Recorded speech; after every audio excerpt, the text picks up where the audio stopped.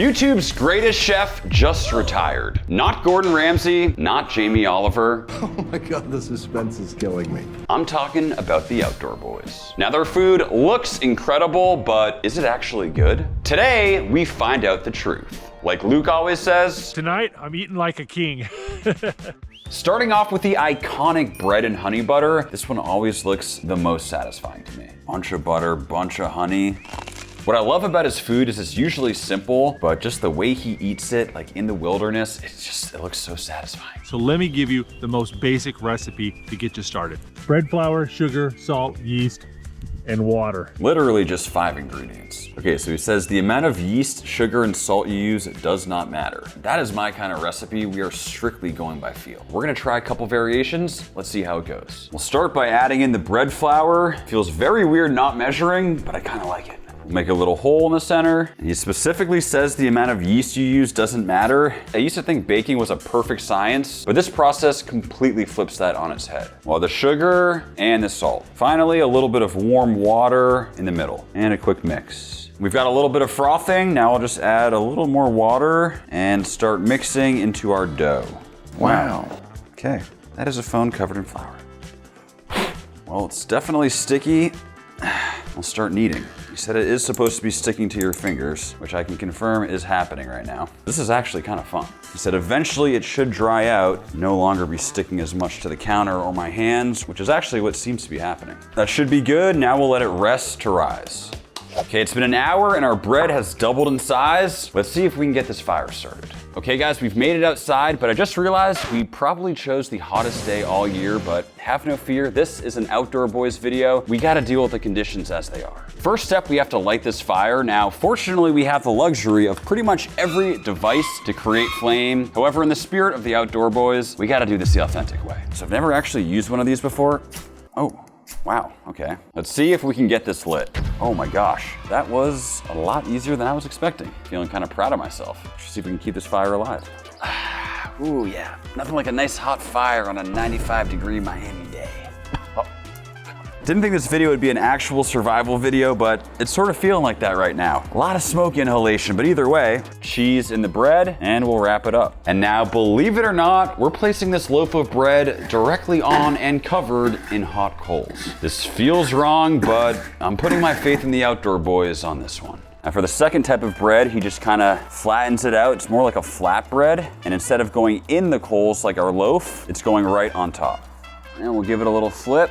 Oh, wow, that actually looks perfect. Look at the color on that. Looks like we got a bit of sticking from the coals, and honestly, the loaf looks burned to a crisp, but they should be done. This is that beautiful flat bread, a little bit charred, but honestly, it looks and smells so good. And for what I'm most excited about,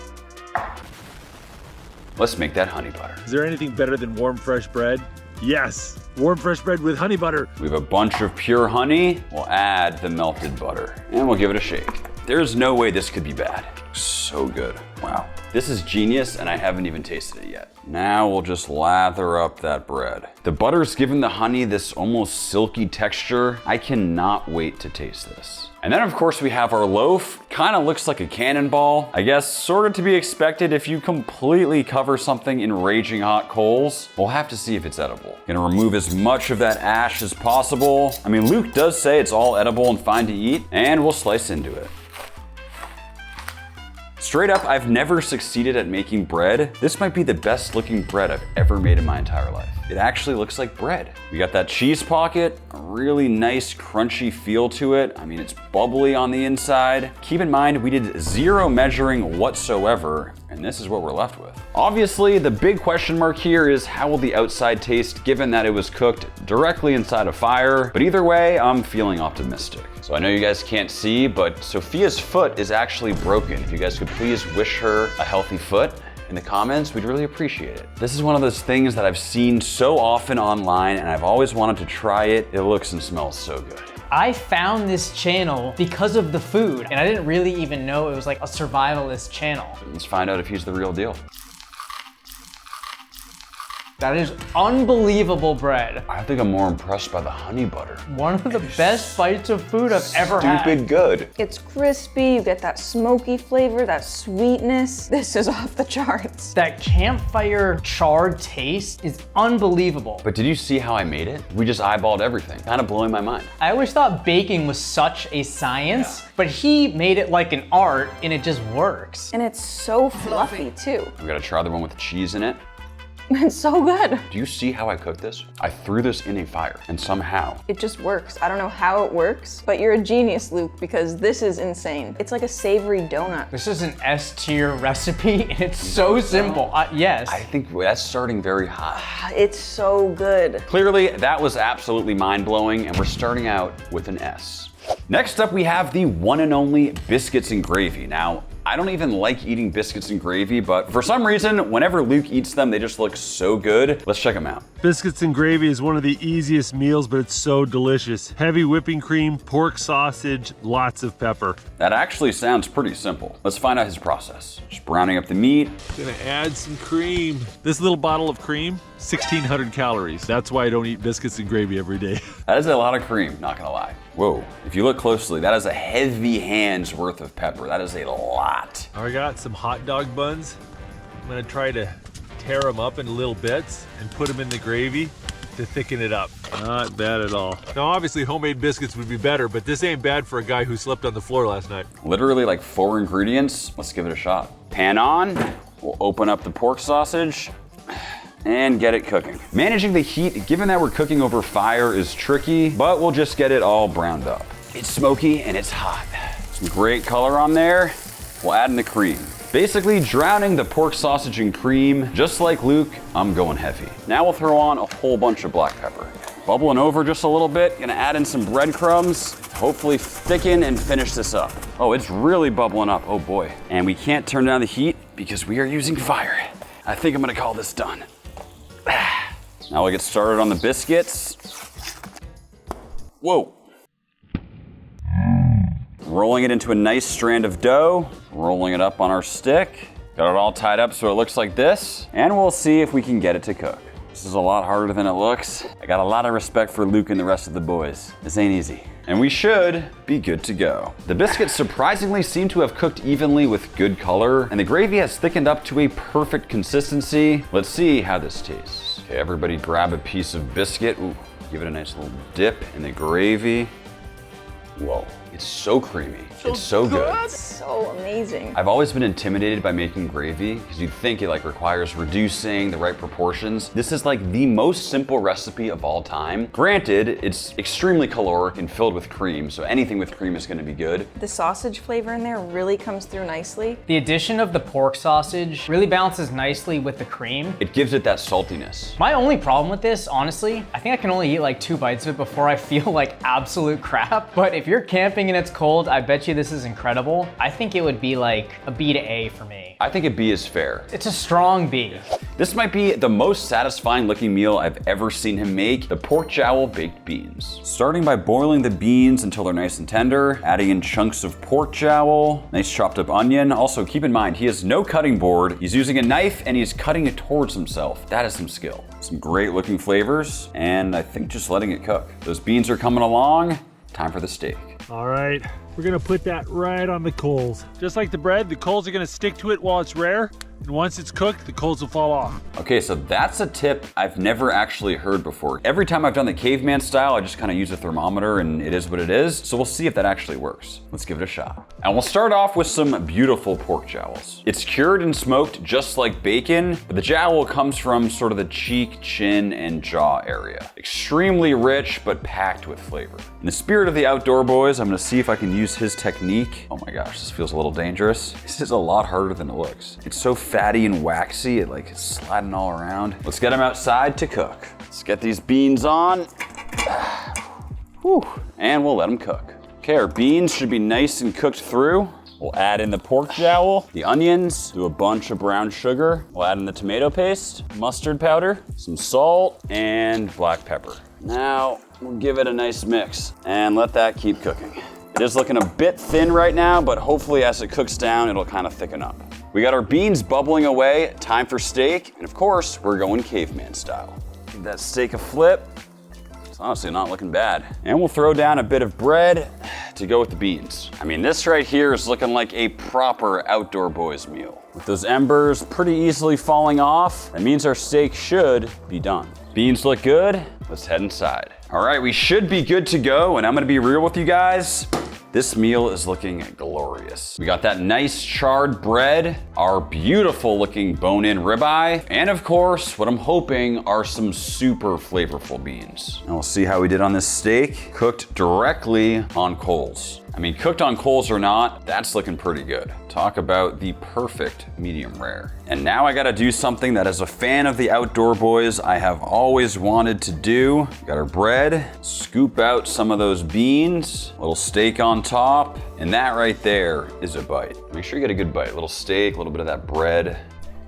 Unbelievable. Unfreaking believable.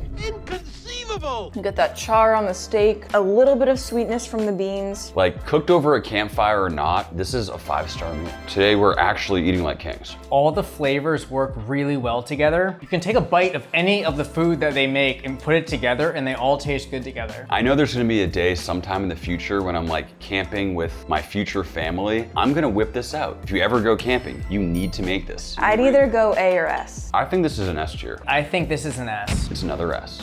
Next up, we have something extremely unique. Honestly, I'm not too sure about this one, but either way, it's the orange soda marinated beef tacos. You want tacos? Taco Friday. Taco Friday. Marinated beef here, marinated orange soda. Okay, seared up the beef, now adding the vegetables into that saucy mixture. Re-adding the beef, then pretty simple, just assembling those tacos. Not gonna lie, these are pretty tasty. We'll be the judge of that. And we'll start off with some beautiful top sirloin.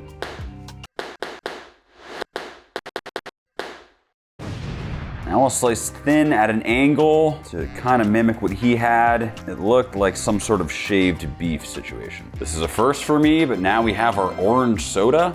And like a lot of the recipes, there is no recipe, so I'm just going for it. Also gonna throw in a bit of soy sauce, some Worcestershire, a little bit of oil, herbs, and seasoning. And we'll give it a mix. And we'll let it marinate for a few hours. With our meat marinated, time to sear. There's a lot of moisture in this marinade, so keeping the heat high to try and get some color on it. Should be all cooked up, meat out, and vegetables in. And we'll just cook them down. Back in with the meat, we'll get all those flavors combined, and let's assemble.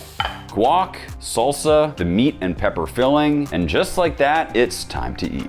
It's surprisingly good. It's another success. This is like a very high quality weeknight meal. It didn't have that well-roundedness that we got with the others. I probably would have put the tortilla on the fire for a couple seconds, but I love all the textures. You get those sauteed vegetables, the tortilla. All of the components inside work really well together. I love this one too. I don't think I'd rate it as high as the others. It doesn't have the X factor that some of the other ones have, but it's very good. A B for basic, but that doesn't mean it doesn't taste great. It's just not as cool as the other ones. B for basic, not B for bad. You guys knew this one was coming. We've made it to the tomahawk cooked over fire. It looks like he's starting with black pepper, then some salt. Interesting, so he's wrapping the steak itself in tin foil, leaving that bone exposed. Okay, he's going directly on the fire, then shoveling more coals on top of it, kind of allowing it to cook from both sides.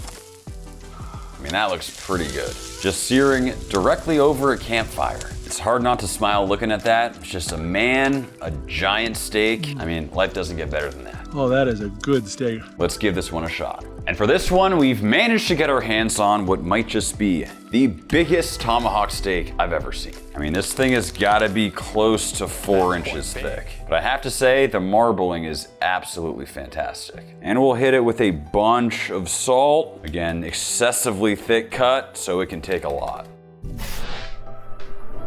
And we'll hit it with a bunch of black pepper. Steak down, and we'll just wrap it up. And we'll get it on the grill. Get our steak right in the center, and we'll throw some embers on top, and we'll let it cook. And I think it should be ready to sear. Oh, wow.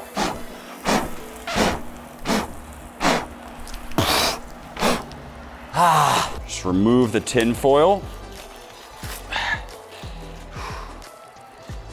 Let's give it a sear. Steak should be mostly cooked at this point. Just trying to give it a nice final sear. And just check out the crust on this steak. I have no idea what the internal temp is. It could be completely overcooked. This thing looks like it's gone to war, but that crust does look flavorful. And let's slice into it.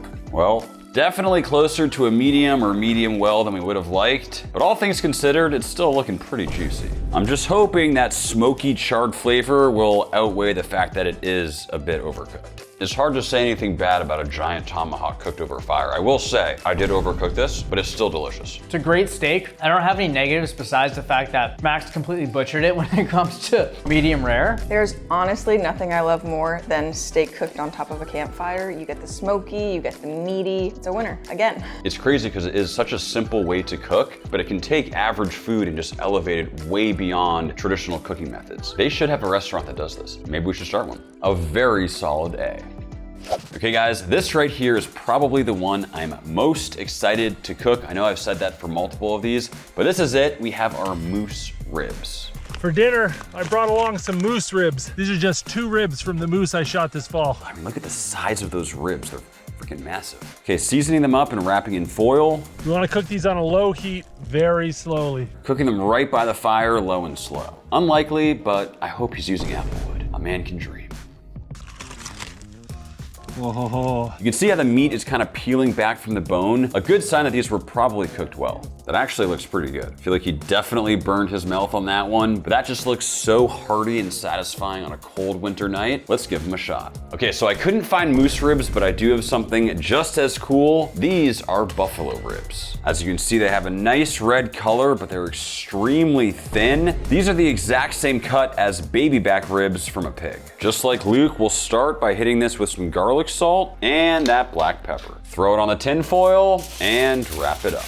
Get it nice and tight, and we'll get it on the fire. So what I'm gonna do is kind of clear out a little area. We want low heat so these ribs can slowly break down and cook. Ribs on, and we'll let those cook. Just like that, it's been a few hours, and they should be done. I cannot wait to open these up. Oh boy, looks like we got a little bit of burning even through the tin foil, but generally speaking, I mean, they don't look half bad. We even got that separation from the bone. And we'll slice them up. Whoa. I think the bone has turned into charcoal. I hope the meat's still okay. Slice right down center. These actually look pretty awesome. I can tell they're tender. They have this like shreddable texture to them. They kind of remind me of like beef back ribs. Let's see how they taste. These are actually supposed to be moose ribs. Instead, we have buffalo.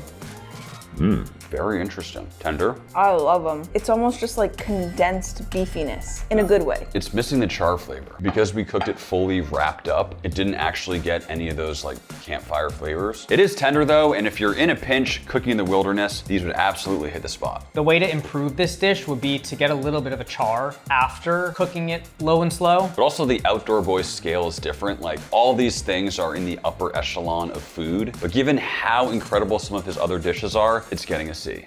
Super pumped up about this one. Next up, it's the Campfire Prime Rib Roast. Luke here at the Outdoor Boys YouTube channel, and today I'm gonna make the ultimate prime rib roast Christmas dinner.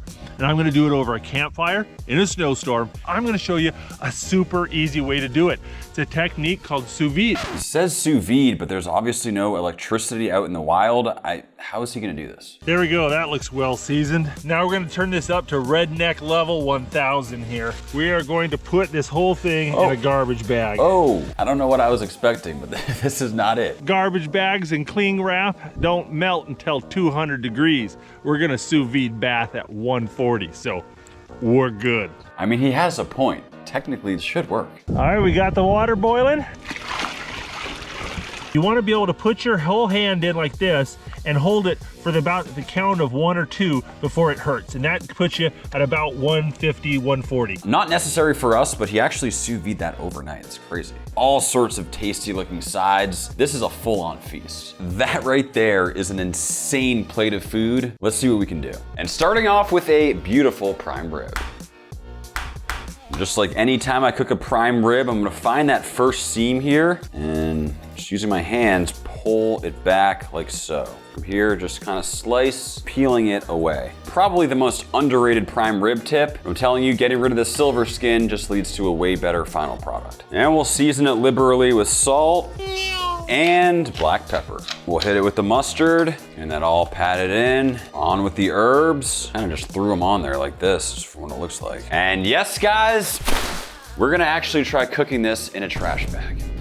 To be honest, I have no idea if this is food safe. I assume it won't melt, but there's only one way to find out. And we'll just gently place our beautiful prime rib in the trash bag. That's not something you hear every day. We are all bagged up. We got our tub of heated water. We'll add in more boiled water. See how hot it is? Whew. Okay, I can leave my finger in there for about 2 seconds, which means it should be around 130, 140 Fahrenheit. And in with the prime rib. This is like the ultimate dichotomy. We have one of the most premium cuts of meat in the world, cooked in a trash bag in a flimsy bin of hot water. We'll give it a few hours and see if this works. And just like that, it has been 5 full hours. We've been adding hot water to keep it nice and toasty, which means I'm hoping it should be ready to sear. It appears as though the bag has maintained its seal. So all things considered, I'm feeling pretty good about this right now. But I will say it does feel very rare. I hope it's mostly cooked, but either way, let's get it on the fire. And now I'm gonna basically try searing right on top of the fire. Oh, that is quite the sight. And let's see if we can flip it. Oh wow, that's actually a pretty nice looking crust. I think I found the perfect searing zone. It looks like we're getting super consistent fire on it. This is working out better than I ever could have hoped. Color on this is just looking absolutely beautiful. I think it's ready to come off. And just take a look at this prime rib. I mean, cooked in a trash bag, then thrown over a fire or not, this looks absolutely stunning. But what matters most is what's going on the inside. Time for the moment of truth. Whew. I mean, it's definitely pretty rare, but that to me is looking perfect. So juicy, just edge to edge pink. Honestly, it doesn't get much better than that. I mean, you guys let me know down in the comments, is this rare, overcooked, undercooked, completely raw? I'm interested in hearing your thoughts. And what we're left with is the Outdoor Boys prime rib roast Christmas dinner cooked over a campfire. We got the sauce, the carrots, the fire baked potato. I'm not much of a Brussels sprouts guy, but covered in bacon, it's gotta be good. Trash bag prime rib. It's also June, but we're having a Christmas dinner, so enjoy.